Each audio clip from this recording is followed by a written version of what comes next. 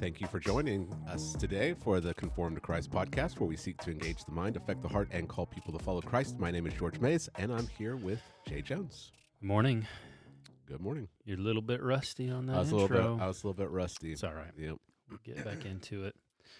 Well, we're back. It's Free for All Friday time, and I think you do have a few kind of unplanned things to talk about. But kind of the theme for this podcast, I think will be like pastoral integrity. Maybe we'll just explore what it means to be a pastor. And so kind of some of the things that we see in the modern world as far as pastors, I think, falling to the sin of ambition. I think that's a dangerous thing for pastors, especially in our day, and you can see it play out in the world. And so kind of I'll start with this just as an intro to that, and then we'll take a break, and I think you want to talk about Ben Shapiro for a minute, and then we'll jump back into our main topic. And one of the fun things about Free for All Friday is we really don't have anything super planned out usually. Sometimes we do, like we did the kind of episodes on eschatology. We planned those out a little bit in more detail. But it's one of the fun things I love about the podcast is it's mainly just us kind of talking and throwing these ideas off of each other. And that's enjoyable for me, and hopefully people like that part of the podcast. And so today's won't be super planned out, but that's the general kind of theme and topic is the danger of pastoral ambition, kind of maybe how that can hurt the church testimony in the world. So here's a quote that I came across. One of my friends posted it on his Facebook. He got some interaction. And the part that he quoted was this. It's by C.S. Lewis. He says, when we Christians behave badly or fail to behave well, we are making Christianity unbelievable to the outside world. Of course, people push back on that, and they say, we're already at enmity with the world. Like, that's not why. Christ is a stumbling block. We heard those things. But there's legitimacy to this quote. It comes at the very end of Mere Christianity, after he's kind of gone through his proofs, which are very good. I recommend reading that book. But the full quote kind of captures it better. Here's the full quote. If conversion to Christianity makes no improvement in a man's outward actions, if he continues to be just as snobbish or spiteful or envious or ambitious, and I want to reiterate that one, or as ambitious as he was before, because that's going to tie into what we talk about with pastors, quote continues, then I think we must suspect that his conversion was largely imaginary. And after one's original conversion, every time one thinks one has made an advance, that is the test to apply. Fine feelings, new insights, greater interest in religion mean nothing unless they make our actual behavior better. Just as in illness, feeling better is not much good if the thermometer shows that your temperature is still going up. In that sense, the outer world is quite right to judge Christianity by its results. Christ told us to judge by results. A tree is known by its fruit, or as we say, the proof of the pudding is in the eating.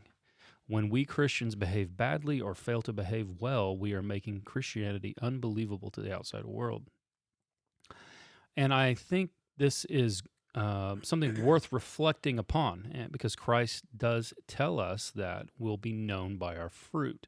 And by that, he doesn't mean that we have 5 billion followers on Twitter, that we have, however many on TikTok, or even that our congregation is very large. That doesn't really mean anything. It comes down to the fruit of the Spirit as evident in someone's life. And so if we become a stumbling block to the world because we don't produce any fruit at all, then that is a real problem. And so my kind of assertion today is this: how much more then for a pastor? Okay, that's true of a Christian. How much more then for a pastor? The outside world already has plenty of reasons that they stumble over the cross of Christ, and we don't want to give them extra reasons, especially if you're a pastor. And in particular in this area, I think of ambition. It's a very dangerous temptation for a pastor to fall into today. So that's what we're going to talk about. But before we jump into it, you had something you brought in and you want to talk about. Well, I just thought, let's talk about Ben Shapiro for a little bit this morning. Okay. Do you listen to any Ben Shapiro?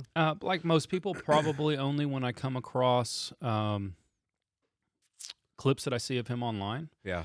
I think what he does is he can demonstrate to people how you can be intellectual and argue from a logical base against some of the ideas that are prevailing and permeating our society. I've even compared my daughter to like a female Ben Shapiro because she's pretty quick, right? She not only can, when she starts to get argumentative, she talks quick. Does she talk really fast? But she's just very ninja-like in her ability to hear what you say and see the logical hole in it. Yeah.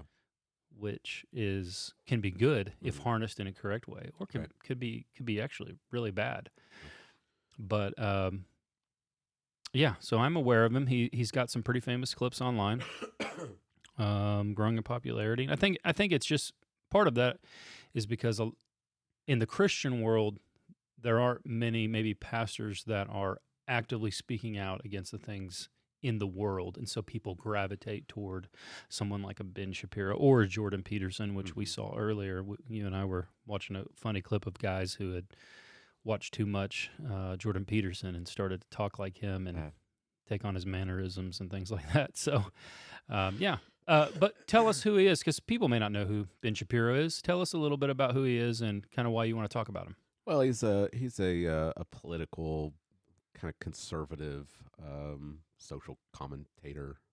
Goes around lectures at different universities on different, usually political topics. Is he the founder of the Daily Wire? I don't know if he is the founder, but he's one of the main guys. Okay. I don't know if I can get a picture of him up here. I've got pictures. Anyway, he goes around. Here's if you want to. Well, that's Ben Shapiro. He's having Orthodox? Having a hard time pulling up like an actual picture of him. There's pictures of Ben Shapiro. Anyway. Is he Orthodox Jew? Yeah, so he's that's really what I want to talk about. I don't really want to talk about just Ben Shapiro, in general, but Ben Shapiro as because I listen to some of his stuff. I don't really listen to the Daily Wire too much, but I'll listen to some of his clips. He's got some pretty good clips on YouTube where he reacts to woke TikTok videos, and those are pretty funny. But he also is an Orthodox Jew. He's a conservative Jew. He practices Judaism, and I've only followed him for a couple of years, but it seems like he's become more outspoken when he's talking about religion than he was. He used to be more political, social, but now he posts a lot about religion. And I thought that we could look at some of his posts. Okay, religious posts. And then talk about a little bit of the dangers of, because a lot of evangelicals follow Ben Shapiro, right? And I think that we can find a lot of agreements with him because he's a conservative, right? I think he's rational in a lot of his positions against homosexuality and transgenderism and abortion. He's very outspoken opponent, against all of those. So I think we would have a lot of agreements with him, but there's some dangers because he has things like this, and you can pull up. This is one of his Facebook posts, and this is probably my favorite religious post that I've come across from him. He posted this August 12th. He said, "Outside of Moses, my favorite person in the Bible is Nahshon ben Amminadab, one of the tribal leaders of ancient Israel. He appears in Exodus and Numbers. He's not well known because his story is from the Midrash, which is it's tradition. Right. It's like an apocryphal, meaning it's commentary based. According to the Midrash, many Jews were unsure how to proceed as they approached the banks of the Red Sea. When God commanded that they go forward, they hesitated. Nahshon ben Amminadab, however, entered the water, first up to his knees, then up to his waist, his chest, and finally up to his nose. And at that exact moment when Nahshon could no longer breathe, God split the sea apart. The fundamental idea here is that we often have to take the leap of faith before God justifies the leap of faith. And that holds true for almost all of the major decisions we face in life. Yeah. All right, so you've got all of these, and we've been talking about this in Hebrews chapter 11. Right. We are. I just looked at it on Tuesday. We're surrounded by so great a cloud of witnesses, and his second favorite person is it's not even a real story. Right. you've got Abraham, and you got David, and you got the prophets, and his second favorite person is right. He's mentioned, but he's not like this isn't a real story. Right. And it's like folklore. You can go back. You can go back and look at this. 31,000 likes. Yeah. Almost 3,000 comments. A lot of them, 3,000 no doubt, shares, and I imagine that a lot of them are evangelical. Oh, Christians. for sure. Yeah. Right. Yeah. But apart from it being a made-up story, what he gets from it is really bad too. That the fundamental idea, he says, is that we often have to take a leap of faith before God justifies the leap of faith. And we talked about this when we started Hebrews chapter 11 before summer, that faith is not a leap of it's not a leap of faith. That's not what Hebrews chapter 11 is about. Mm-hmm. It's not about, well, I don't know if there's anything there. The author of Hebrews actually says that faith is the assurance of things hoped for. Right. Like it actually is a reality. Mm-hmm. We don't see it, but we know it's there, and so we live in accordance with that belief. Mm-hmm. This is more like, well, I don't know if I'm going to drown. I'm going to walk into the Red Sea, and maybe we'll find out. Maybe something will happen, and it's at that moment. Yeah. And it's works based. Yeah. Right. Uh-huh. Like yeah. God is only going to part the sea once this guy has demonstrated faith. He's proven right. himself. Mm-hmm. Right. That's really dangerous, Uh-huh. right? And he applies this to almost all Everything. the major decisions we face in life. Right. That's not great. No. That's not great. But it gets worse because he's an Orthodox, he's a conservative Jew. The next one that I ran across was this one. So why do we perform 613 commandments? Why do we perform 613 commandments, Jay? The Jewish view is the more you accustom yourself to thinking about God in your daily life, the more God becomes a part of your daily life. Yeah. How do you feel about that, Jay? Feel pretty good about that? The more accustomed you become to thinking about God in your daily life, the more God becomes a part of your daily life. Yeah. Yeah, I just, I think about Abraham. I think he kind of would blow that thing into smithereens. Yeah. As I'm researching for preaching of Jonah, I'm kind of researching how the nations, were dispersed, and the area from where Abraham came was an area that was steeped in absolute paganism, and we don't know the exact region where he was from, but we're talking the region of Babylon and Assyria, somewhere in there, right? Yeah. Abraham was before God appeared to him, not thinking God's ways after him. He very likely was a worshiper of false gods. There's no reason actually to believe that he wasn't until the true God revealed himself. So, God, I don't think that applies at all. The same thing could go for Moses. Moses wasn't looking for God. He's tending to sheep, and God appears to him. And the thing, you can apply that too, I think, to many people in their conversion stories. They weren't even in particular seeking after Jesus, but he was seeking after them. Yeah. After he found them and made himself part of their life, then they began to incorporate more of God's ways after himself. So I think he's just got it backwards. Well, I think that well, we'll see this in just a second, with one more thing that he posted. I think that he's reinterpreting what the commandments were in the Old Testament, in the Scripture itself. Right. Is the reason why God gave the law with all these commandments, so that they would think about God more, and that And he'd then become part more. of their daily life. Maybe there might be a part of that, but do this so that you might live, Mm-hmm. right? Right.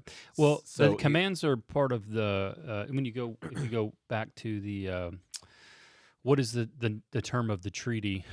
There's an actual term. It's eluding my grasp. It's a treaty. Deuteronomy is written in the form of one of these treaties. yeah, the suzerain Yes. treaty, yeah. And so there are, I rescued you. Uh-huh. You are now my people. Do this, and you're in covenant with me, Right. and you'll receive the blessings of the covenant. Don't do these, and you'll receive the cursings of the covenant. Right. And so, yeah, as someone who, and I'm guessing that today modern Judaism really probably isn't even anything like Judaism that Jesus encountered whenever Right. he Right. was walking the earth. It's kind of been reinterpreted. And that's what I wanted to bring up in this last one, is how it's been reinterpreted, why it's been reinterpreted, and then the Yeah. danger of listening to someone like Ben Shapiro Well- when it comes to religion. Well, you have to reinterpret the whole thing after God destroys Right. destroys the very Yeah, that's- center of your religion, Right. the Right. temple being destroyed. So look at this last one. Repentance washes you free of sin. Mm.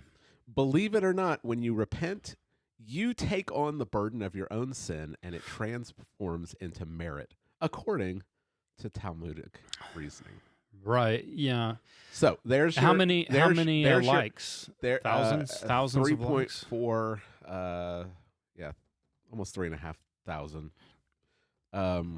Probably a lot of, again, evangelical Christians liking that post would be my guess. Probably. But again, here's your reinterpreting of the scriptures, Right. because that's not, and the Talmud, that's rabbinic tradition and teachings.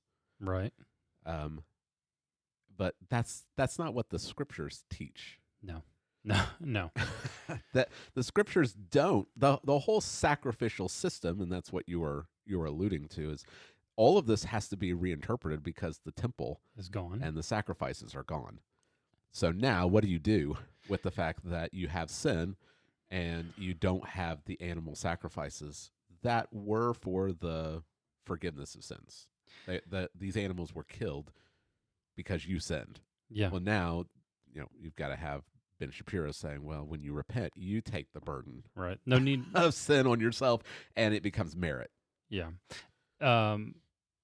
So there's no way for a modern Jew to even follow all of the law, Mhm. because the entire sacrificial system is gone. The entire way that you would even approach God is gone. And so after Christ, after his death, burial, and resurrection, God is the one who providentially eliminated the temple. Right. And he took it away, because that is the shadow, and Christ is a substance, and he's here.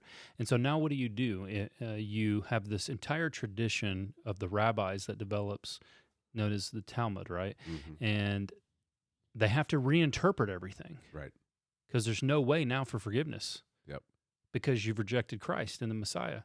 And so for Christians who are tempted to say, you know what, people like Ben Shapiro and the Talmud, that's like good teaching too. Well, the Talmud says absolutely blasphemous, Right. and things I would not even read on this podcast about Christ. Mm. Absolutely, I would say satanic. Mm. Like, you cannot write and say things about Christ like that unless you are being influenced by, like, the prince of the power of the air. Yeah. And Satan has always had a way for people to achieve forgiveness and cleansing of sin apart from God and apart from Jesus Christ. And that's exactly what you see today in modern Judaism. Yeah. Just like any other religion of the world. There is this type of thing that is left in the evangelical world, subconscious today, I think, influenced over the past couple hundred years, maybe the rise of, I would say, classical dispensationalism, where there are Christians today that would be like, you know what, I would even donate my money that I would have otherwise given to the church and the ministry of the gospel. I'd give that money to help rebuild the temple, to see it come back. You know what I mean? Like that's not a stretch to say that, because they'll say, well, you know, anyone who blesses them, God will bless. Whoever curses them, God will curse. So you can't say that modern Judaism is just like a pagan religion. That's speaking badly against God's elected people. Right. But I say, hold on a second. Let's look at the Talmud and see what they say about Jesus. Yeah. Okay. And if that's what it says about Jesus, why are you listening to anything the Talmud has to say about anything? Mm-hmm. So that actual statement that he said, we might be quick to brush it off. But at the heart of that statement is the absolute full-on rebellion against the creator of the universe. It promotes a anthropocentric mode of making oneself right with God. That means man-centered. Mm-hmm. And that's just like every pagan religion on the earth. Right. Yeah. That's the danger of listening to, and this isn't just to attack Ben Shapiro, because like I said, there would be a lot of overlap in some of the things that we would believe and even fight against. But when he's quoting stuff like this from the Talmud, we don't want to applaud. Well, he's talking about the Old Testament. He's talking about God and Abraham and Moses, and we don't want to applaud him because he's an unbelieving Jew. Yeah, I wish and Paul talks about this, and Uh-huh. this I think directly applies to people like Ben Shapiro. It says that Moses put a veil over his face so that the Israelites might not gaze at the outcome of what was being brought to an end, but their minds were hardened. For to this day, and I think this continues to this day, when they read the Old Covenant, that same veil remains unlifted, because only through Christ is it taken away. Yes, to this day, whenever Moses is read, a veil lies over their hearts. Uh-huh. Right. So, guys like Ben Shapiro, when he reads Moses, a veil is covering him. He can't understand what God has been saying to his people, Right. because it's only in Christ that the veil is removed. Yeah. So, And there are many people throughout the world, Jewish people, that have come to faith in Christ and are still coming to faith in Christ today.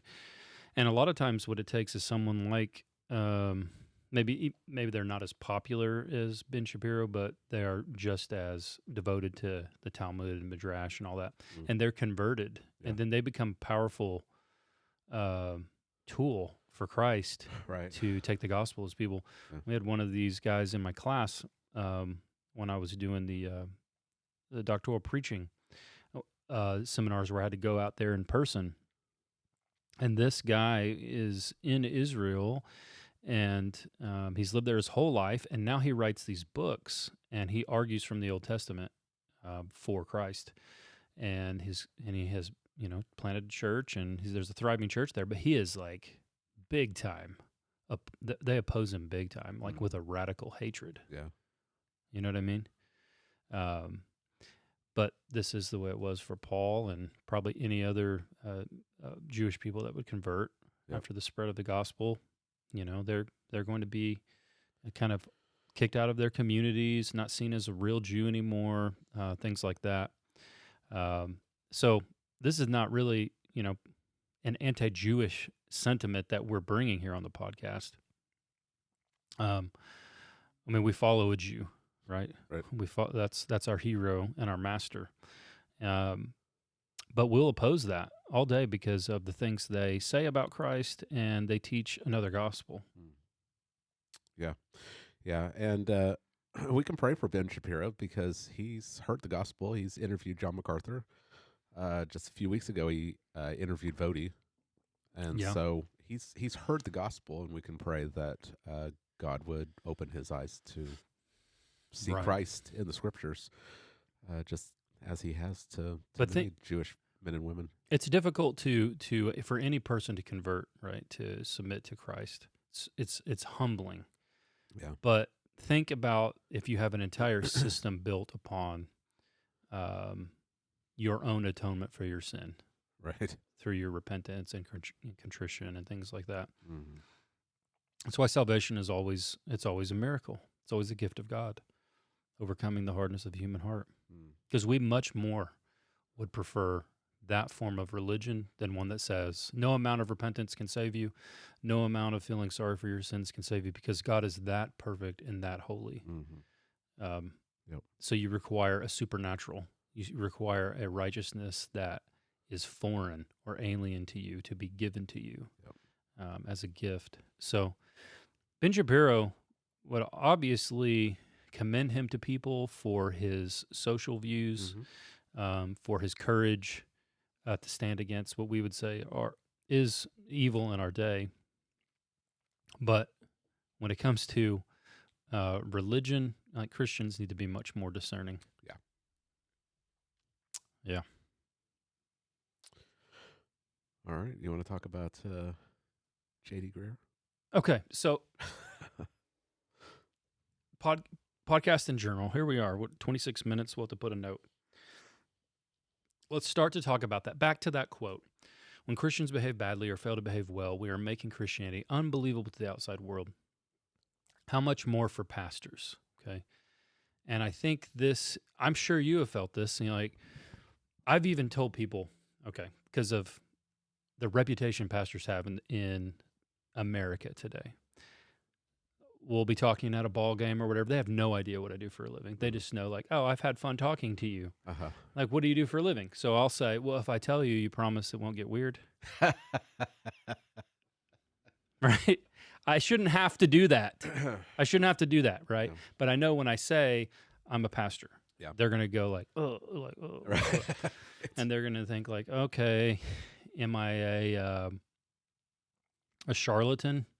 Am I doing this for money? Because a lot of pastors, they have made themselves very wealthy. They're charlatans, and today, especially because of what's gone on in the SBC, in the evangelical world, with all of the sexual abuse stuff and the cover-ups, and which I think God is exposing a lot of this. Good morning, everybody. Oh, sorry about that. I thought. Whoa! Oh, it's coming through the TV. Uh-oh. Yeah. We'll have to turn it up here and turn it down here. Yeah. Sorry about that. That's okay. But pastors they don't have a great reputation today. Yeah. And so we have collectively pastors as a whole, to some degree, have caused stumbling to some people, where they are less likely to listen to the gospel, which is very unfortunate. Right? People already have all of these stumbling blocks to the gospel. Mm-hmm. We know this to be an absolute fact, right? Christ is a stumbling block to the Jew and folly to the Gentile. That means absolute stupidity. So we are already going out preaching to the world that God became a man, right? I talked to a Muslim once, said that's an impossibility. So that's a big stumbling block right there, which shouldn't be, because God can do anything he wants, so he can take humanity onto himself. But he became a man, but not only that, we're talking about God dying on a cross. And people are like, that is, like the Romans would hear that, they'd be like, that's stupid. What kind of story is this? And then we say, oh, but not only did he die, he rose from the dead. Something, if you start to dig in the backgrounds, like even Zeus, I believe, couldn't raise the dead. Like their supreme God could not raise the dead. So there's always, and then you take that and you apply that to our day. We have the supernatural message we're preaching about God, which is already hard to swallow. Not only that, it goes completely against your flesh nature of your propensity to seek to justify yourself, right? We don't need to add other things to that. And many pastors today are doing that. And so I think this podcast maybe is a reminder to us, we're pastors, to closely guard ourselves, and to make sure we're not doing that, not giving people a reason with our life and our conduct and our ministry to stumble and to not want to listen to the gospel because of us. And And this is why there's such the qualifications for being a pastor are very intimidating to read. I reread through them in preparation for this podcast, and I have them here listed. We can read through them as the podcast goes on. But I think that's kind of where we'll go. And kind of what sparked this is there's been another scandal in the SBC. Maybe we start there. So Sure. the executive committee is the standing kind of board that is the SBC year round. They manage the affairs of the Southern Baptist Convention, and I guess he was the interim head of the executive committee, and he was in the running to be the new guy. And there's a scandal, George. No way. Yeah. Do you want to update us on it? Sure. Well, what's interesting is I'm looking at, let's see, I'm trying to find this is the third executive committee president to have resigned. In like the past So several years, right? So Ronnie Floyd resigned in October of 2021 over the sex abuse stuff. He himself And didn't partake in it, Right. but he was, I guess, part of the cabal I that guess. mismanaged it. Yeah. His predecessor, Frank Page, had resigned in 2018 because of some undisclosed improper relationship. Who knows what that even means? And then you and also, in now- between all this, you also had what's his name, who was very influential, SBC president one time, a big part of NAM, high up in NAM. Come on, you know him. Who are we talking about? The preacher, he's very, very Johnny Hunt? famous. Johnny Hunt, yeah. Then there was that, and then this latest He wasn't. one. I don't think he was on the executive committee, but yes, he was named. Yeah. He was actually named in the Uh-huh. sexual abuse study findings. Yeah. Anyway, they had an interim while they. I mean, this is the Southern Baptist Convention, so they do everything by committee. Right. So the executive committee is that's the group that really runs all the business side of the Southern Baptist Convention throughout the year. Yeah. And the president is obviously he's the head of it. Mm-hmm. So when they're looking for and this is a job. So when they do this, they form a search committee and get resumes, and then they go from there. Mm-hmm. So in the meantime, they had an interim president. I don't know exactly how to pronounce his last name. His name is Willie. I'm going to say McLaurin. You can pull him up right here. You can see him and on the screen. There he is. Willie McLaurin. You can see his name down there. McLaurin. Anyway, he was the interim president for the executive committee until what? A week ago? Yeah. Is it a week ago? Yeah. And then, like you said, scandal erupts because his name was in the running to become the president, and on his resume he had several institutions where he claimed to have degrees from, and some people on the executive committee did their due diligence and started looking into it, and it turns out that he didn't have degrees from any of these schools. But these schools didn't even know who he was, apparently. That's pretty crazy. Yeah. Let me see if I can find the schools. Yeah, he claimed that he had degrees from, and it's funny because none of them really you would think would be putting him in any kind of favorable light for the Southern Baptist Convention, but He claimed he had degrees from North Carolina Central University, Duke University Divinity School, and Hood Theological Seminary. I don't know anything about Hood Theological Seminary, but when I pulled up their website, the first thing that popped up, and you can pull this up so everyone can see it, right there in the very middle, attend the critical race theory didactic. So Wow. we've talked Yeah. about critical race theory Yeah. on here before and how it's infiltrated the Southern Baptist Convention, but I don't know anything about this seminary and never heard of it before. But when the first thing that strikes your eye when you go to their website is critical race theory, I'm more than a little suspicious. Oh, yeah. Yeah. Yeah. So he lied about his education, and so he resigned and is not in the running anymore. And they've named a new interim, which have you heard about the guy that they replaced him with? Goes to a Cooperative Baptist Fellowship church. He's like even more liberal than this guy. That's very strange. And I think his wife. Oh, who did his wife work for? There's something about his wife also, but he does attend a Cooperative Baptist Fellowship church that's liberal and egalitarian. So yeah.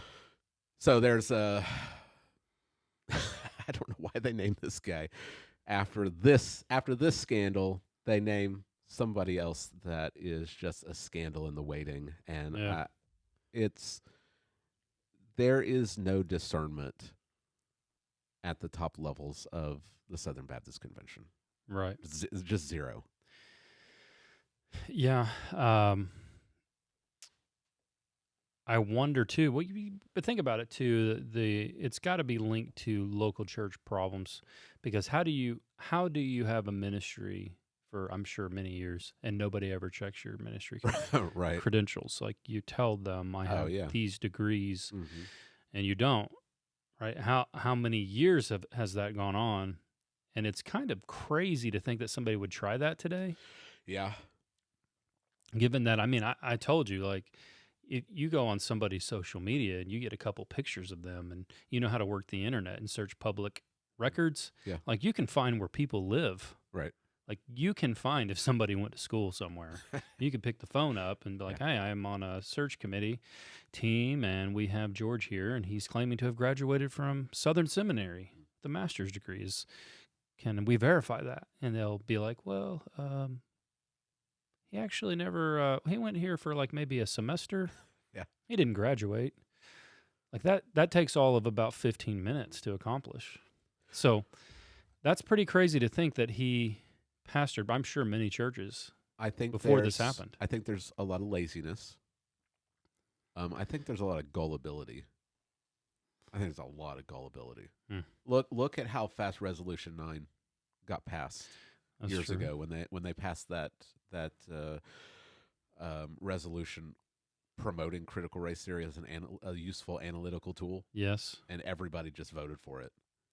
And you know that over half, probably the overwhelming majority, had no idea what critical race theory was. Well, because that was when it still wasn't being discussed as openly as it is now. People probably have a better idea of what it is now, but back then, I think they just voted because they're gullible.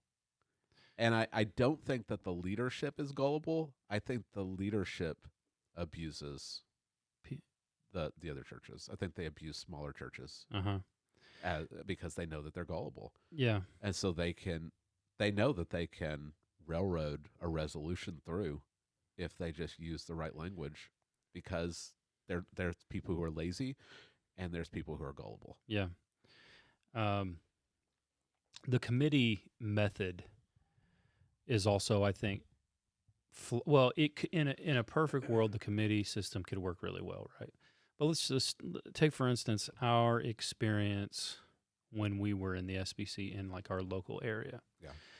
I remember talking to one guy who, he's a brother, and we became friends after this, but um, we had questions about who they were hiring as like the DOM. Remember this? Uh-huh. And people, I don't think really liked that we wanted to ask real questions and things like that at that meeting. And kind of the idea was you should just trust the committee. Right. And the problem is I don't. Yeah. Right. I don't. And the problem with the SBC is that they do. And the problem is that they do. And the same tactic is used. Just Right. trust the platform. We have a committee. The committee represents Right. the collective. Yeah. They're your representatives. So trust your representatives. And they selected a guy, and he's the guy. Right. Trust them. Yeah. So vote in favor with the committee. Uh-huh. That's kind of the way it goes.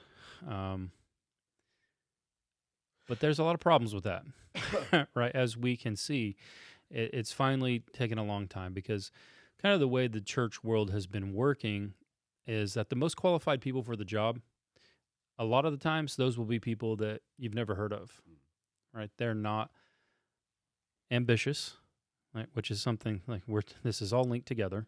They're not ambitious, so they're not going to promote themselves. And they may pastor in obscure places. Yep. Those people will never serve. Well, let's talk about the problems at the top. And we're not going to solve the world's problems here, but maybe we can at least diagnose some of the issues. And I think one of the issues is what you're saying, that these guys that are, you're not going to get a small rural pastor as the president of the executive committee. You're just not. He's not going to have the fancy degrees. He may not have his master's. He may not have his bachelor's. I mean, that's not a requirement to be a pastor, is to have gone to college or have his master's or have his PhD. But who are the people that always land at the top? Yeah. It is those things. Mm-hmm. And what are they looking for? Why did Willie feel the need to lie about his degrees? Because that's how you get spotted by the search committee. Mm-hmm. There's no other reason for him to lie about it. The only reason that he would lie about it is that he feels the need to have that on his resume so that he can be in the running. And if he didn't have those things, even though they're weird institutions to be put it to be lying about in order to be made the president of the Southern Baptist Executive Committee. That I can't imagine any other reason why. And so we have a culture of, we're not looking at the right qualifications. Right. We're looking at what letters are behind your name. Yes. Or what institutions you went to for school. And that's not the requirements that we find in the scriptures. Or who will vouch for you. Uh-huh. Yeah. Right. Right. Or what and is and we've talked about cronyism. Yeah. And the who SBC. is your what is your platform like? Right. Yeah. Yeah. So the things, and I did last night I tried to look at a few church job openings to see what are churches looking for. So we can read the biblical qualifications in a sec. So maybe if you want to grab one of those, George, either in Titus or 1 Timothy or even 1 Peter 5. But let me read a few of these. One of them was actually ended up being pretty good. But all right, so here, check this out. I'm not going to read the name of these churches because they are in Oklahoma. So I'm not trying to put anybody on blast, but this is par for the course. Yeah. Okay, there are rare exceptions. Here's what they're looking for. Bachelor's degree in related field required. 3+ years of professional experience in pastoral ministry preferred. 2+ years of professional experience with traveling ministry preferred. Ordained minister. Knowledge and background in missions. Excellent communication, problem solving, and priority setting skills, as well as maintaining an overall positive and professional attitude / disposition. Ability to work and function effectively in a team environment. ability to effectively plan, organize, and implement processes, systems, and projects, ability to handle multiple projects effectively and meet projected deadlines, proficiency and flexibility in learning computer software programs related to higher education. So you can see, and that's the list. All of those are missing one really important thing, right? And that's the biblical requirement. Because anybody could have experience in all of those, and they might not even be a Christian. So I probably would list, like, if this would ever happen, it's never going to happen here because we kind of raise our own pastors up. But if we had to call a pastor, number one would be that they actually are converted. Right.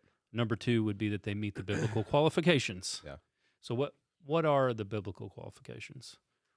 You know, we joke about this a lot in hyperbolic language, that the pastor has to have like 20 years of experience, but be young and have young children. Yeah. But that's I think there's we joke about it so much because there is an element of truth to it that the churches want you to have all of this experience, but they also don't want you to be old. Right. And you can't have both. Right. Yeah. Like, it takes time to get experience. Right. Qualifications for an overseer or a bishop or an elder in 1 Timothy chapter 3. If this usually isn't mentioned, but I think it's good. If anyone aspires to the office of overseer, he desires a noble task. So I think that it's good that they want to do it. And Peter will talk about that in 1 Peter chapter 5. But the first thing is the desire. So qualifications found in 1 Timothy chapter 3. We can find these qualifications in a couple of places. Paul writes, therefore, an overseer, bishop, and elder, pastor. It's all the same, just different names for the same position. An overseer must be above reproach, the husband of one wife, sober-minded, self-controlled, respectable, hospitable, able to teach, not a drunkard. I feel like we should stop at able to teach. Yes. Like, the one thing that sets a pastor apart from the deacon qualification seems to be that which is missing. Right. In a lot of the pulpits around our country. And it's not just able to teach in general, right? Or to be a good storyteller. Right. Or to hold someone's attention. It's talking about teaching God's word. Right. Not a drunkard, not violent, but gentle, not quarrelsome, not a lover of money. He must manage his own household well, with all dignity, keeping his children submissive. For if someone does not know how to manage his own household, how will he care for God's church? He must not be a recent convert, or he may become puffed up with conceit and fall into the condemnation of the devil. Moreover, he must be thought well of by outsiders, so that he may not fall into disgrace, into a snare of the devil. Yes. Good qualification. Similar listing in Titus, right? And also Peter, 1 Peter 5, 1 through 4. Peter writes, so I exhort the elders among you as a fellow elder and witness of the sufferings of Christ, as well as a partaker in the glory that is going to be revealed. Shepherd the flock of God that is among you, exercising oversight, not under compulsion, but willingly, as God would have you, not for shameful gain, but eagerly, not domineering over those in your charge, but being an example to the flock. And when the chief shepherd appears, you will receive the unfading crown of glory. So, as I read earlier, one job description, just to reiterate this, these are often not the qualifications listed when you look at these pastoral search teams as they go out. So here's another: ordained or licensed as a pastor within a recognized Christian denomination. That's always an interesting thing to me, too. That's like, we're really just going to take someone else's word for it. You know what I'm saying? Yeah. I mean, I used to kind of fall into that, get ordained at one church, and it just follows you around. Yeah. Um, I'm more of a mind now that the church in which you serve should set you apart as your Yes. pastor. Yeah. Right. Yeah. And so that would mean there's probably more involved than just a committee and that's it. Right. Um, strong knowledge of biblical teachings and theology. That's okay. But again, there are a lot of people who aren't Christians that have that. There are people that get degrees in biblical theology that are atheists. So, but we can give them some grace and say they're probably thinking, if you have these, then you're good to go. Excellent. We never talked about this. This is from months and months ago. Let me see if I can find it while you Okay. continue talking. Maybe I can find this. Okay. Excellent communication skills, both written and verbal. Ability to connect with people of diverse backgrounds and ages. Experience in mentoring, conflict management, crisis intervention, crisis management, event planning, and Christian counseling. Demonstrated leadership abilities within a church or ministry setting. Compassionate, empathetic, and approachable demeanor. So you'll notice again what is completely missing are the biblical qualifications. So again, this isn't just a one-off type thing. It's kind of widespread. You know what I mean? Like you would think it's an easy thing on a job listing. You just put, hey, must meet the biblical qualifications as outlined by Paul and Peter. Like that's should be a thing, right? Yeah. So, okay. So there's kind of one issue that we're kind of outlining is So, as you were talking about the even unbelievers can have degrees. This is from way back in March, and we never got to talk about this, Jay. But you can throw this up on the screen. 30 new. Oh, I'm not connected. Now you can try it. There it is. 30 new honorary doctorates to be conferred in the conferment jubilee for the University of Helsinki. I'm not exactly sure where this is, but universities they confer honorary degrees all the time upon someone that's done good work. Mm-hmm. Well, this university was conferring some theology, honorary theology. Oh, goodness, you can tell I'm really. I don't even know what I just swipe did. it over to the. There you go. Pull it over. Pull it over. Come on. There we go.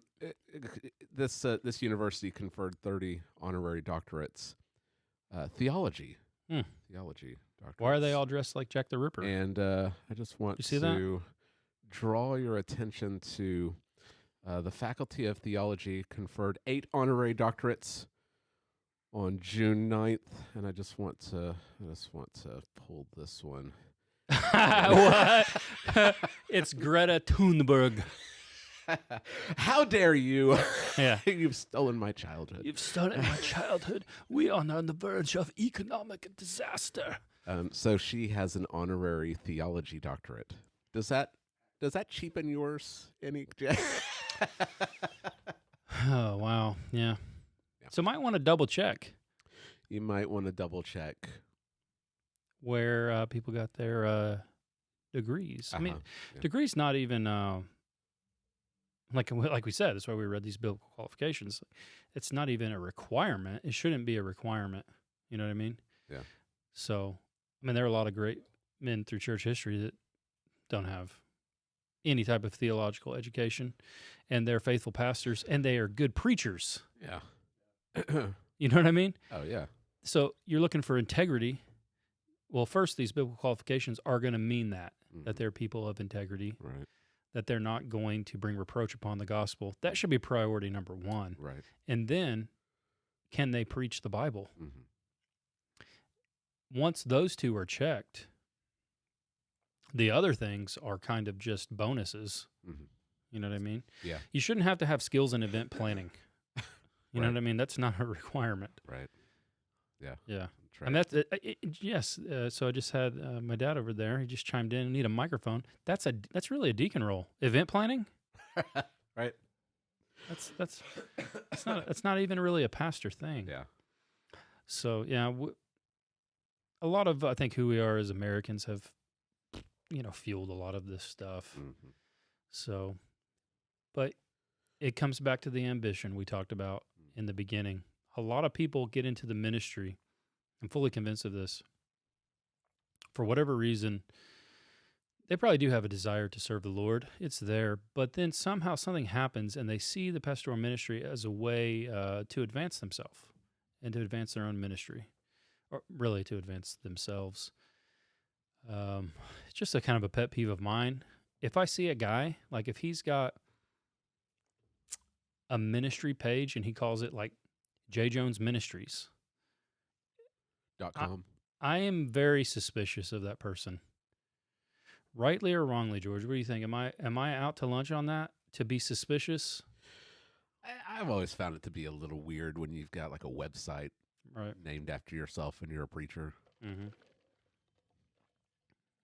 Now, I'm sure someone's going to pull up, Because some famous preacher that's got a oh, that I'm we sure, that we yeah, probably somebody. would that we probably would respect that Yeah. has a website like I mean, that. like- But it's a little weird. Yeah. Just because you have that,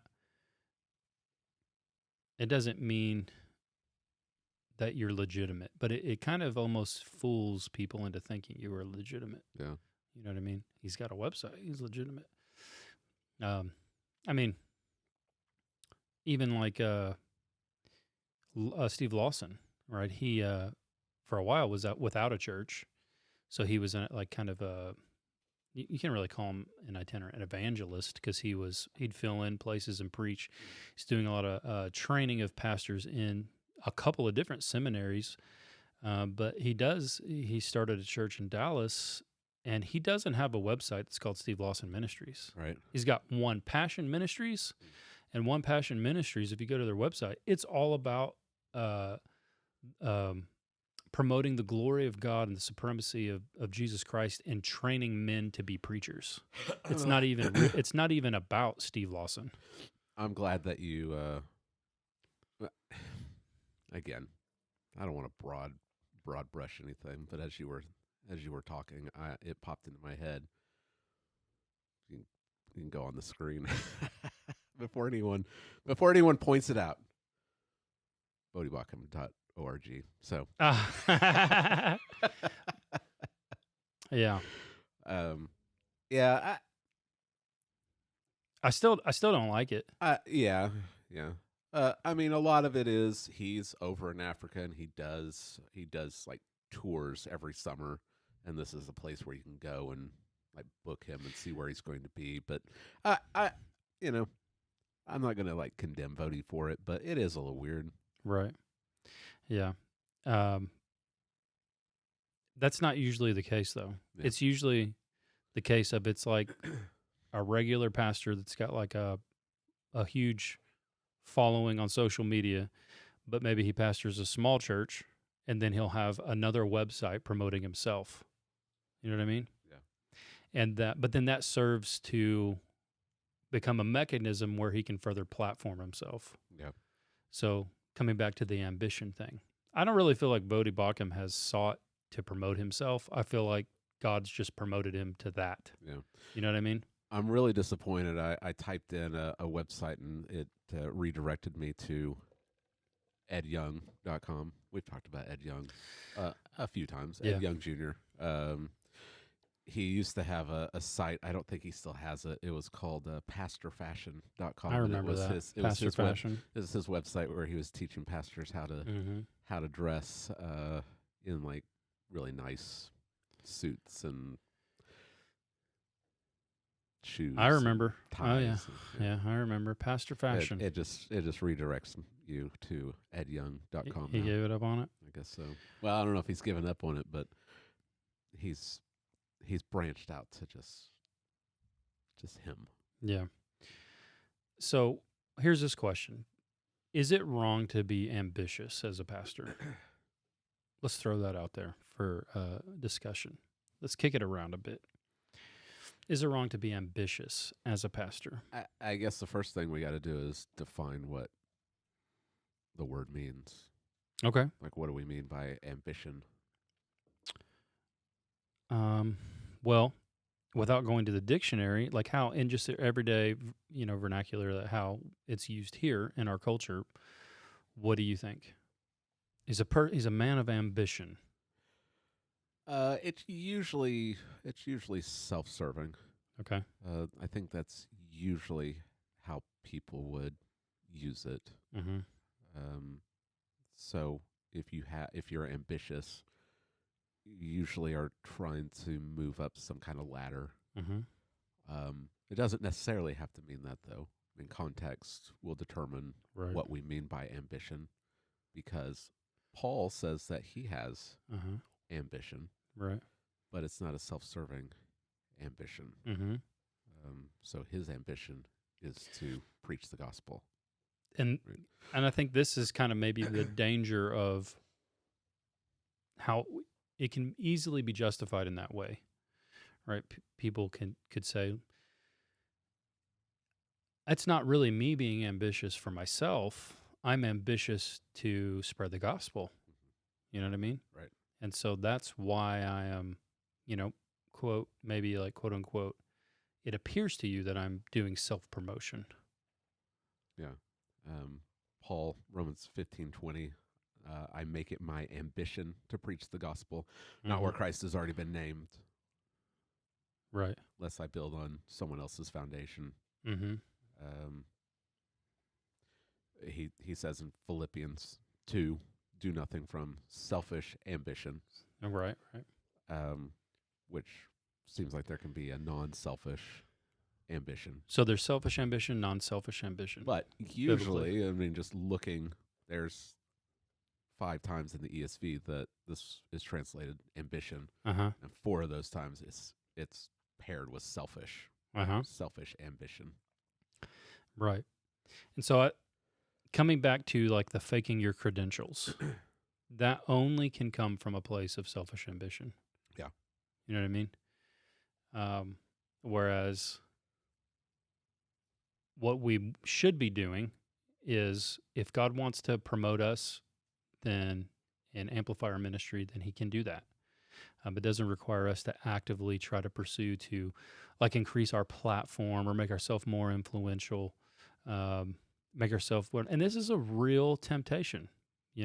I can honestly say that when 8 years ago, when we first church planted, we're very small. So, I'm preaching to maybe 18 people every Sunday.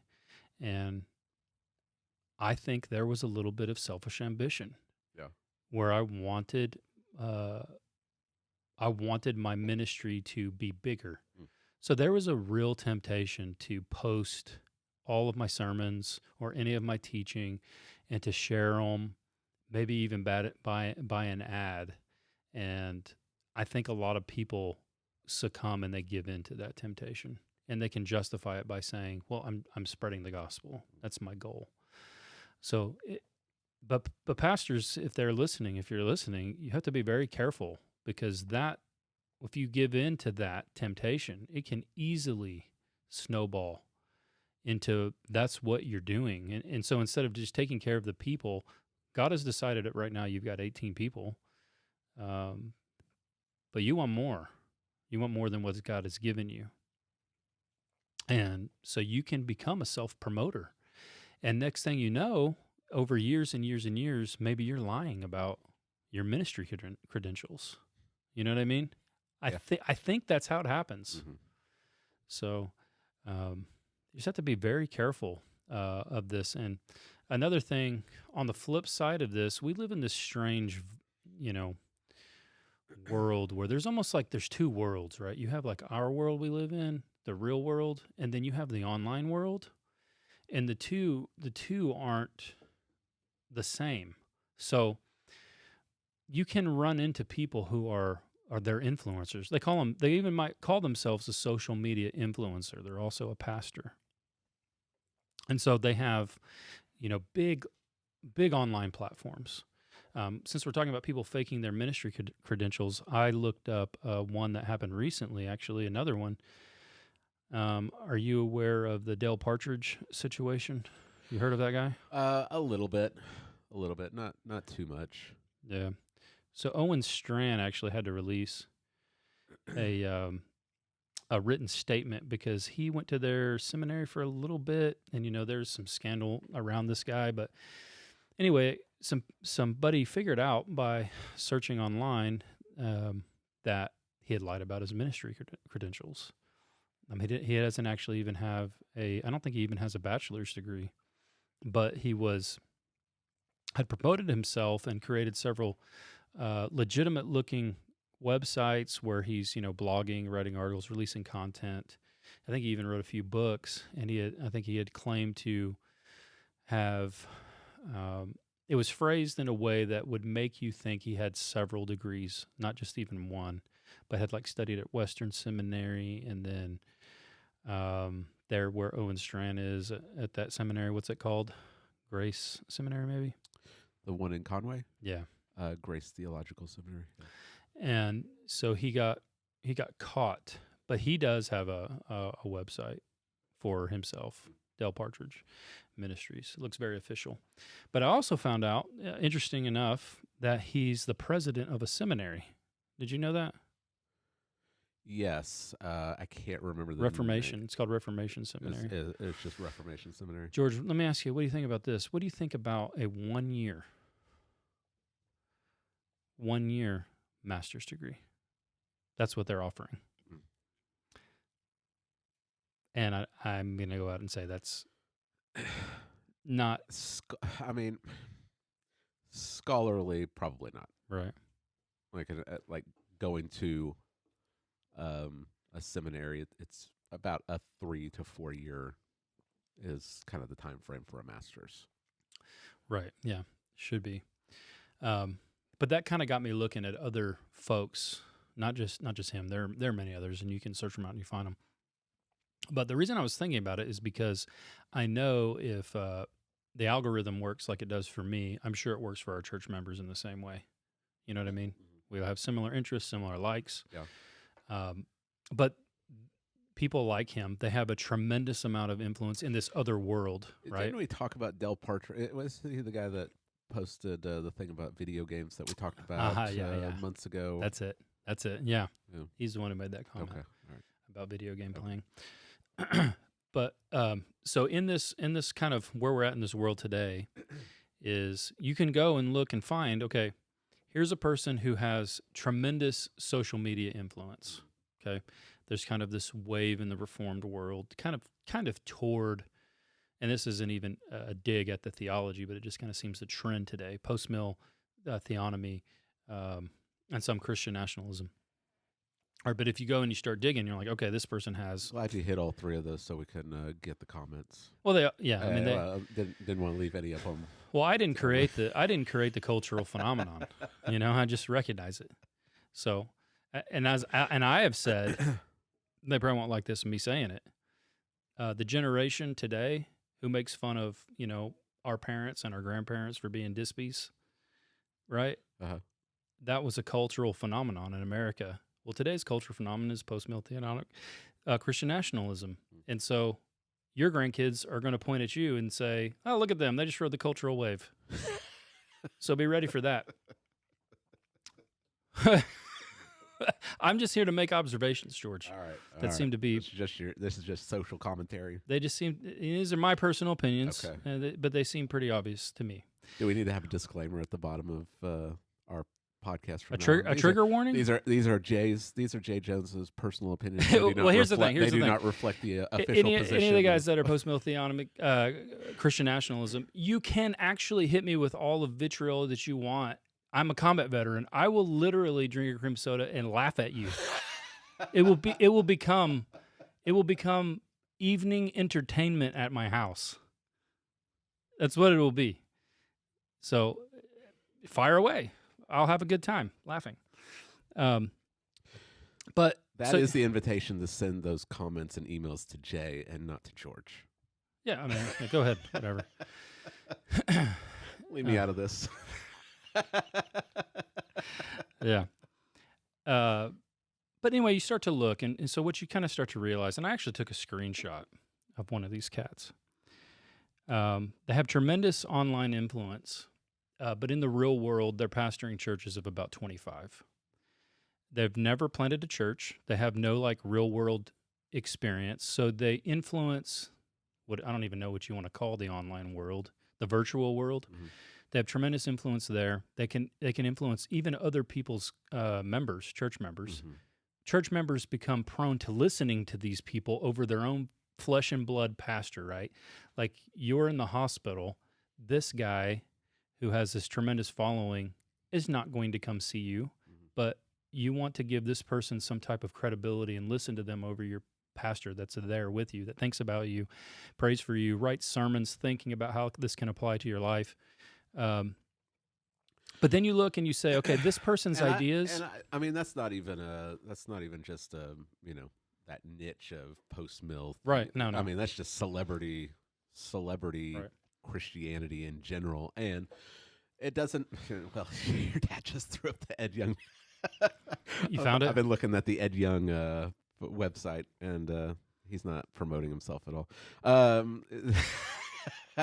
But it's the celebrity Christian culture that maybe isn't even intentional on the side of the pastor. I mean, I don't think MacArthur is so much trying to promote himself, but it's just the nature of, I don't know, our culture, just the nature of humanity. Like we latch onto somebody who has been helpful, and he just has, God has providentially given him a big ministry. Well, yeah, I think it's different though. And so the danger is the same, right.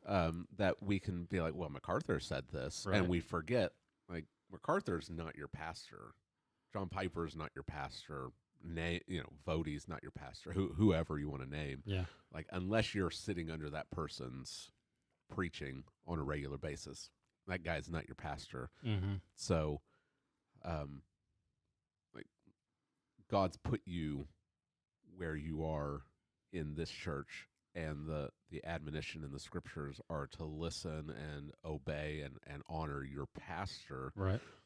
not go out of your way to defend this guy who wouldn't know your face in a crowd of people. Right. Yeah. Some people are worth listening to though, like particular MacArthur. Like, and I captured a screenshot because I'm glad you brought him up because this ties in with him. What I'll read here in a second. But he has a proven track record, right? Yeah. Over 50 years of ministry, of faithfully teaching God's word, right? But there are other people, like I said, because of the nature of the internet today, the virtual world today, that have tremendous online influence. But then you can, like I said, we live in strange times. You can literally find someone's social media page, figure out where they live, find their church, go look at their church, go look at their church service, and then you see, oh, this person that has 500,000 followers online and are influencing movements has 25 church members. They've never planted a church successfully. So they have these ideas in theory, is what I'm saying. They're more theory, right? That they put out that's influencing all kinds of people, but they can't even utilize it where they're at. You see what I'm saying? Uh-huh. So there's no proven track record of these things that you're spreading actually even produce a healthy church or plant churches from your church, stuff like this. So here's a perfect example. Okay. By God's grace, this is a tweet. I'm going to read to you. By God's grace, we've had 2 new families at church yesterday. One woman in her late 50s approached me after my sermon and said, "We've been looking for a church with post-millennial eschatology." Again, not a knock on the post-mill eschatology. You already did that. Well, no. You've got to go. You've got to go with the trifecta. Oh, okay. Yeah. I got because you. we had, we had Corey on here, and Yeah. we're friends with Corey, and we love to have him on the podcast. He's a friend and a brother. But they said, we've been looking for a church with post-mill eschatology. So this person's willing to leave their church because they're not post-mill. We're tired of the doom and gloom dispensationalism. She said a significant factor in her study of eschatology was MacArthur's "We Lose Down Here" sermon. Later, she learned of Sproul's partial preterist position, and it opened a whole new view of the end times. As people increasingly recognize how eschatology profoundly shapes a church's vision, okay, I expect it will be a significant factor in people's decision-making process for choosing a church to attend. And here's what I say to that, right? The accusation is John MacArthur's negative eschatology somehow hurts the ministry. And I can't do anything but laugh. I'm like, I can't take you seriously. Because we're not part of that world, right? So I was like an alien import there when I went to school for doctoral studies there. They were very kind and accepting of me. It kind of opened my mind to this reality that outside of the SBC exists other churches that are doing ministry all over the world. So from that negative eschatology, which, they love to just pile it on MacArthur, they planted church. Literally, that one church, okay, has grown from a couple hundred people over 50 years to what they are today. And they planted churches literally all over the country, or not thousands, and all over the world, hundreds. And they've planted seminaries that are being taught by local nationals that are training pastors all over the world. George, if that is what that eschatology does, can we get some more of it? You know what I'm saying? Can we get more of that? Yeah. Right? But the critique comes from these young up-and-comers who have tremendous social media influence that have never actually done anything in reality. And that's what I'm nitpicking at. And what kind of drives it, again, this is my theory, is this subtle sin of ambition and self-promotion. You know what I mean? Because, I think if somebody came to our church and said that, because we're not dispensational here, I'm pretty sure that we would say, well, what happened to all the church member friends you had? You're willing to just abandon your church family over eschatology? Like, do you even know what it means to be a church member? You know what I mean? So we're kind of in this place right now, I think, in the church, especially I don't think this is a danger for older generations, but it is for younger, like our generation and younger. And it's only going to be an increasing danger for our children, is this propensity that we have to view people online as legitimate. And your local pastor who has worked at, over at Atwoods, and he's been faithfully laboring in obscurity, marrying people, burying people, visiting the sick, preaching the gospel, sometimes preaching the gospel, some people out in the open air. But you have this draw to listen to the online personality. That's a very dangerous place for the church to be in. Yeah. I don't know how we go about addressing it and fixing it, other than maybe calling it out as it is, but it's very unhealthy. It's very dangerous. And so I think, the way... I think the best that we can do, because we're no names ourselves, is just to encourage our own church members to remember that God has providentially placed them here in this church, and they have 5 elders who faithfully try to shepherd them and love them, and don't put more weight on this guy you listen to that you don't know, and he doesn't know you, and he's not going to be with you when you go through all your major life moments. Honor your pastor here. Right. Yeah. And it's easy to feel like, well, I'm very much aware of my own weaknesses, and I'm not as good a preacher as MacArthur or Piper or Lawson or any of these guys. Um, if you want their preaching and you want them to be your pastor, go move. Yeah. Go move where they are. Yeah. this Go move to this California. is Lawton, Oklahoma, and Is this is where God has put us. is it worth $8 gas though Yeah. to have MacArthur be your pastor? Pretty sure you're not even gonna be able to drive a car there, gasoline car there pretty soon. You're gonna have to buy a Tesla just to move there so you can have a different pastor. I Yeah. don't know. It's just a recognition of God's providence and where you live, Uh-huh. and like just as God has brought you to this church, God's also brought me to this church. He's brought you to this church. Right. So just recognizing God's sovereignty and His wisdom and His goodness towards us, and that we're in the church with the elders that we have, with the people that we have, because of God's working. Right. And don't think little of that by wishing that Vody was your pastor, because that wasn't God's providence. That wasn't Right. His plan for you. Yeah.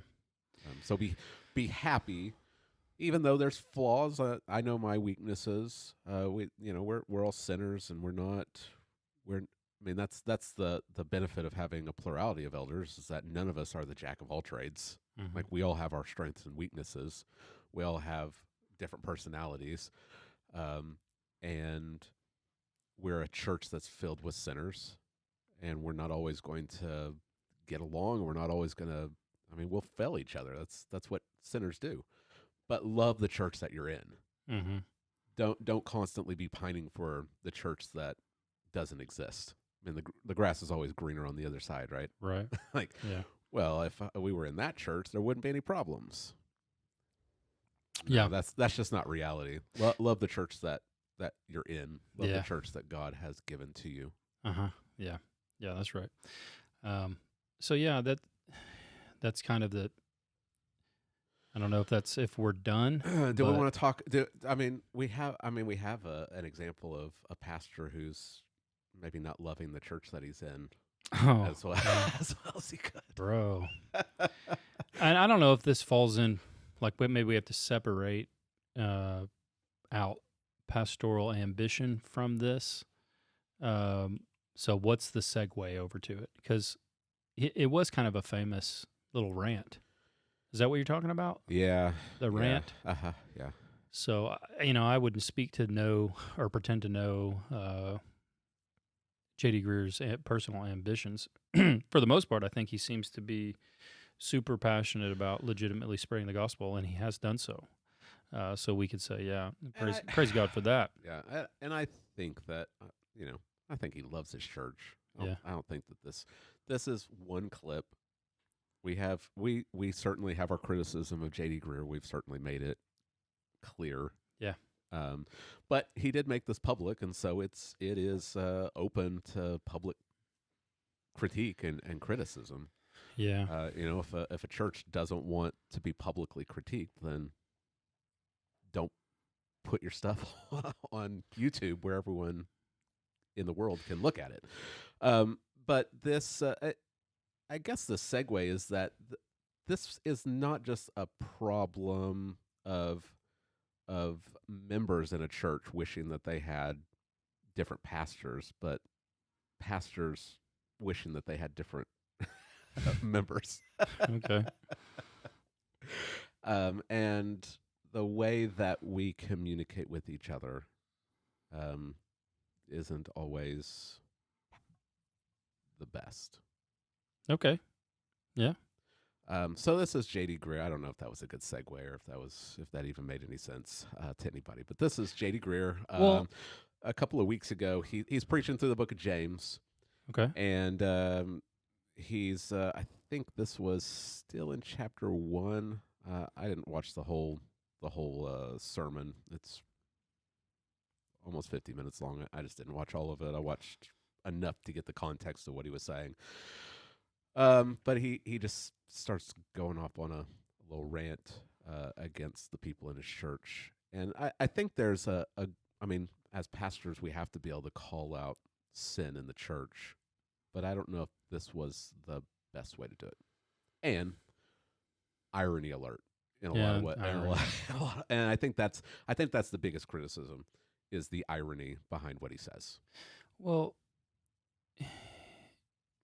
the whole culture of the church world in general is, and he does kind of play into it to a degree, with the whole of kind of letting people borrow your sermons thing. I think that plays into um, just kind of this culture where pastors don't have a lot of accountability. I'm not saying he doesn't have any, but letting other people use your stuff, that plays into the kind of like the ambition. I see somebody doing it better than me. Maybe I'll just use this stuff. Mm-hmm. You know what I'm saying? Yeah. But he told the guy he could use it. That's the story that they've been spinning. Right. How true that is, I don't know. Yeah. I don't know what to believe anymore with some of these guys. But we'll set it up like this. Okay. We'll say, J.D. Greer's definitely been influenced by the culture. yeah, I mean, we talked about him.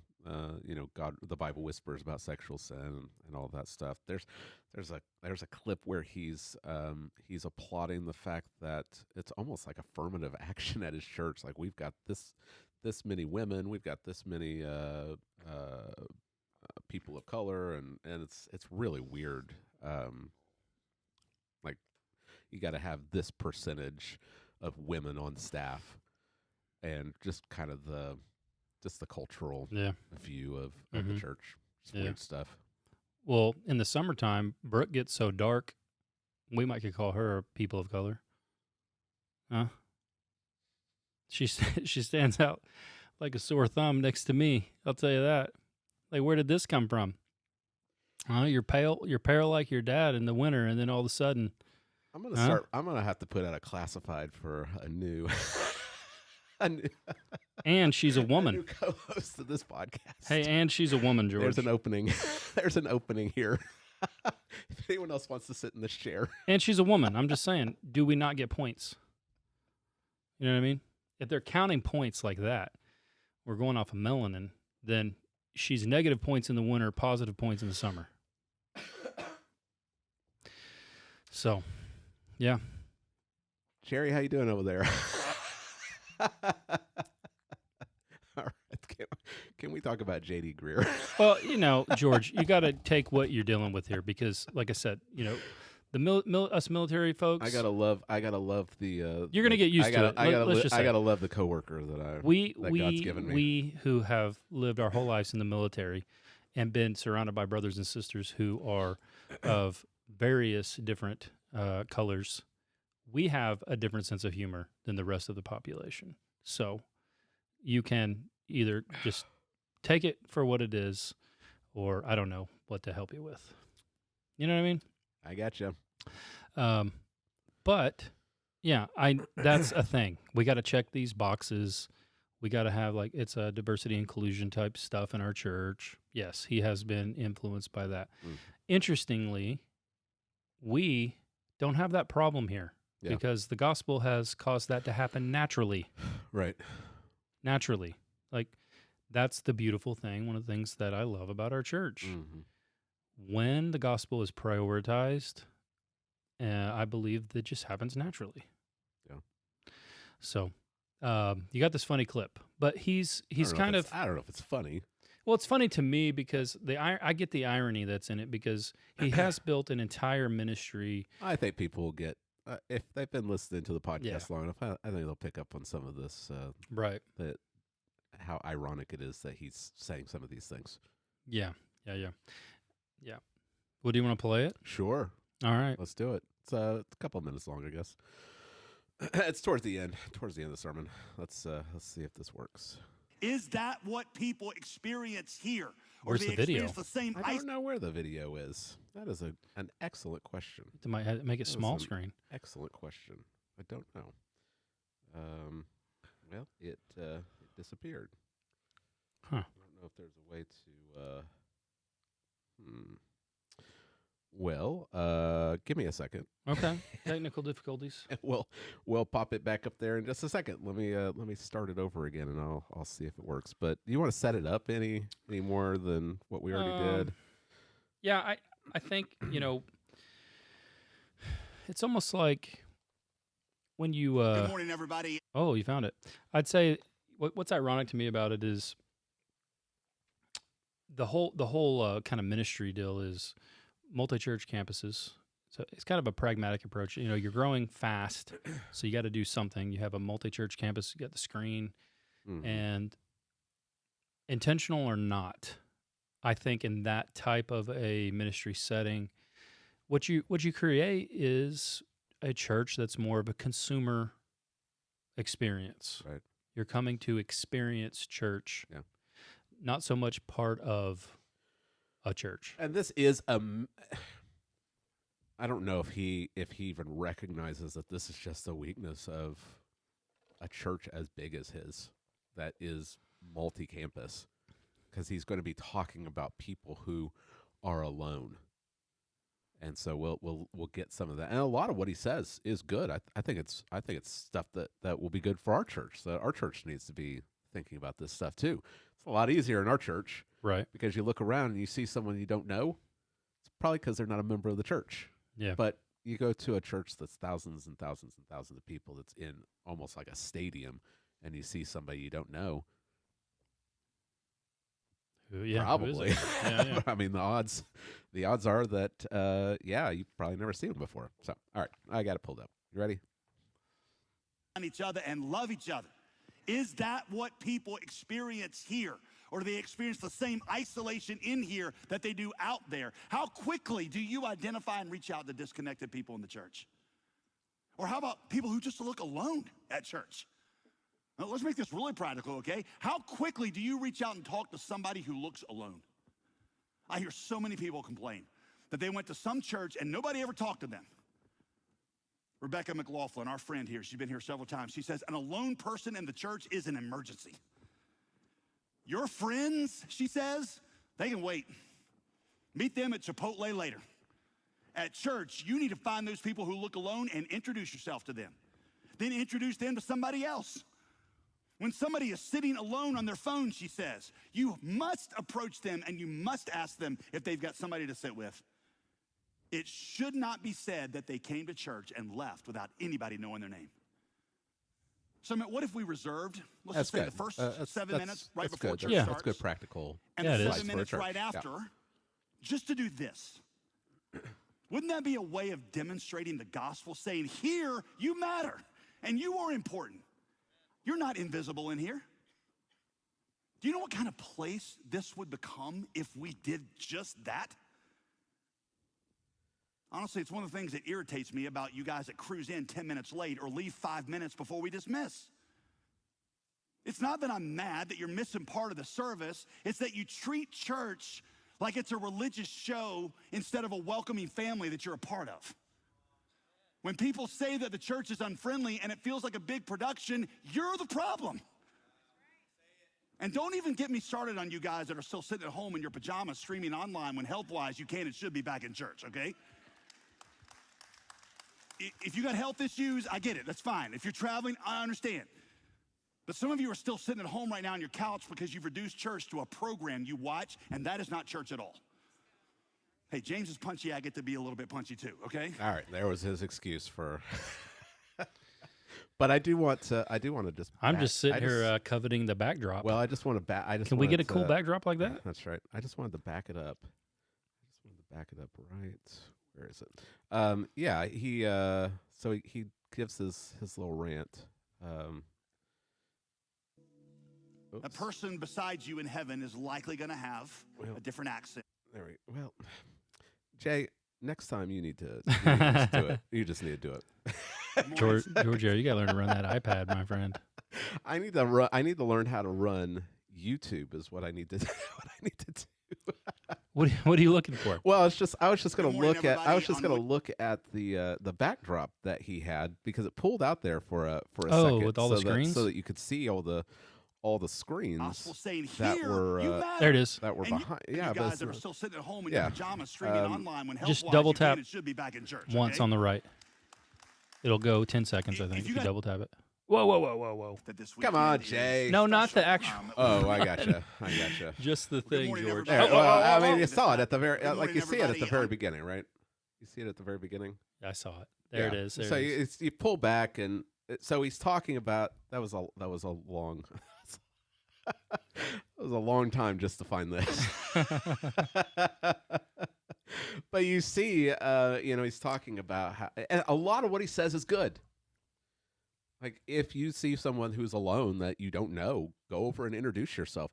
I remember one time in college, a friend of mine and I went to one of the biggest churches in the town, Mhm.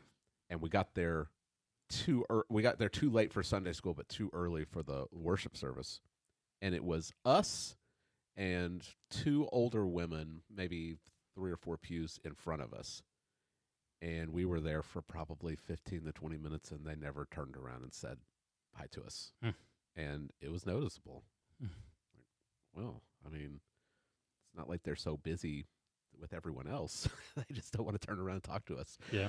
And I get that. I mean, I'm not the most outgoing guy with strangers, but in a church, you should go out of your way to make visitors feel welcome.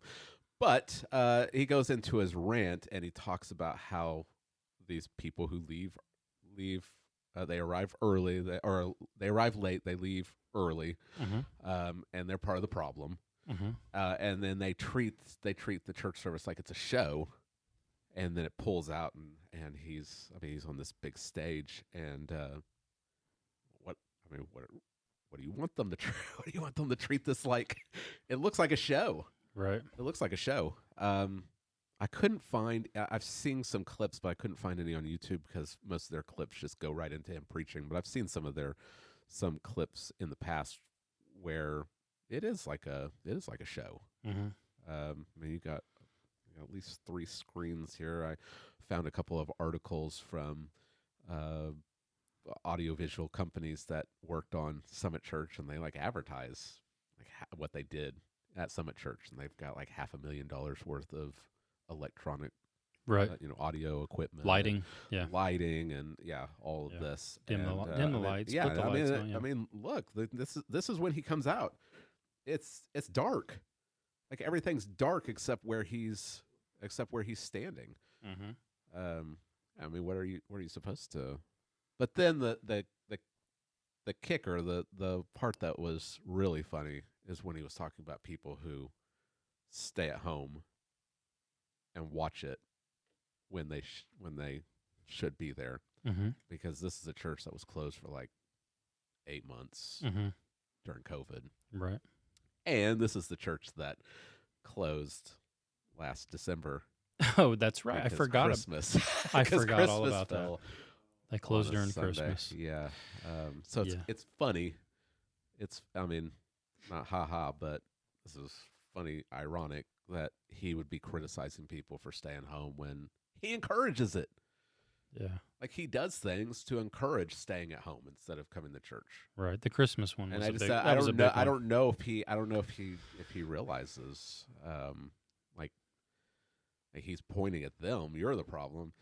I mean, I wonder if he recognizes how much of the problem is him. Yeah. Yeah, that was a big. That was ironic. Yeah. Should have brought that GIF up of Emperor. Ironic. Yeah. So, well, George, I think we've kind of exhausted what we were going to talk about today. What do you think? You got anything else? I'm done trying to pull up videos for today, Jay. I think I've reached my limit of fumbling. Yeah. And embarrassing myself. Yeah. So we were talking about, in general, the pastoral office, pastoral ambition, the subtle sin that is easy to fall into in promoting oneself, but churches also play a role in that. They have the, this, you can't just blame this all on pastors, right? Pastors, they're part of the culture in general. You know what I mean? Mm-hmm. So churches are rewarding that type of thing. Even whole denominations are rewarding that type of thing. So I don't know what we can do other than wait it out. God seems to be reforming the church, I think, through trials and hardships that are here and probably are going to continue into the near future. So, yeah. Pastor, be happy where you're at, where God put you. Church member, be happy with the man that God has for you, the one who's laboring in the word for you throughout the week, and not just like through the week, like throughout the year. So if you want things to change, you start where you're at. That's the best, I think, advice. So, and with that, this will be the last podcast we ever produce, so as not to promote ourselves. That's why it's extra long. Hope you enjoyed it. I'm just kidding. We'll be back for Text Driven Tuesday. Well, I had a good time, George. It's always fun to talk with you, bounce things off of you. Enjoyed it. Thanks for filling in. To my dad back here, switching the camera back and forth. Hopefully you've enjoyed this. If you have, please give us a like, subscribe, and share. Maybe, and this might be a double dog dare, write us a review. If you're mad at my jokes, just email me. Don't write that on the review. How about that? Hopefully you'll come back on Tuesday, and we'll see you then. We'll be back in Hebrews. I'm looking forward to getting back into Hebrews, walking through the text with George. I know that's a great time for me every week. Hopefully it is for you as well. Hope to see you then. Hopefully this helped you to be more conformed to Christ. See you next time.